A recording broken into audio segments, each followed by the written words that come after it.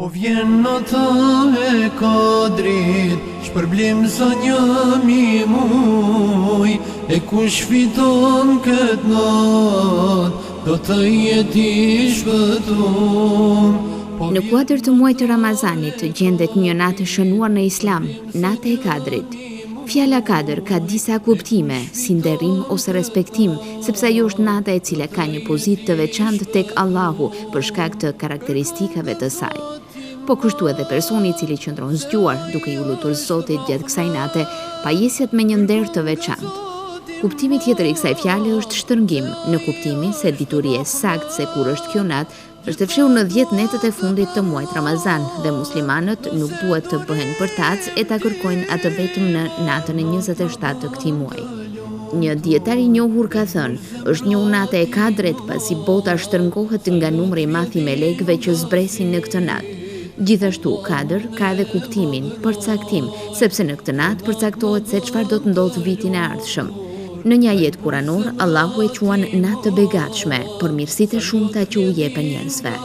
Pra, sipas ajeteve të cituara kuranore, nata e Kadrit është nata më e vlefshme dhe më e rëndësishme, sepse në të ndodhi zbritja e Kuranit, drita nga Allahu për të shtukur errësirën e mosbesimit dhe për të vendosur në vend dinjitetin njerëzor që ishte në përkëmbur. Kurani i rivendosi edhe një herë lidhjet në mes të krijuesit dhe njerëzve, të cilët kishin haruar Zotin e tyre. Njerëzit e festojnë ditën kur çlirohen nga ndonjë pushtues i jashtëm, por të mos harrojmë se Kurani e çliroi njeriu nga pushtuesi i brendshëm që është egoja e njeriu dhe pritja e tij për vepra të ndaluara dhe të shëmtuara.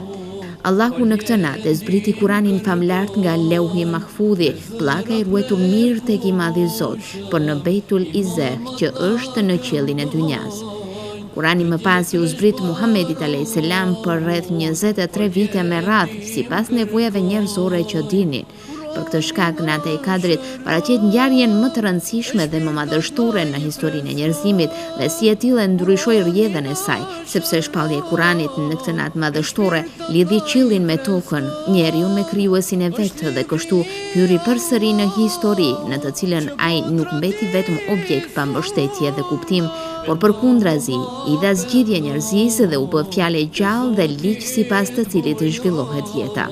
Nata e Kadrit, përveç rëndësisë së madhe si ngjarje historike, në të njëjtën kohë paraqet natë mjaft dobishme për çdo kënd që dëshiron t'i kthehet Allahut dhe ta pastroj shpirtin e tij.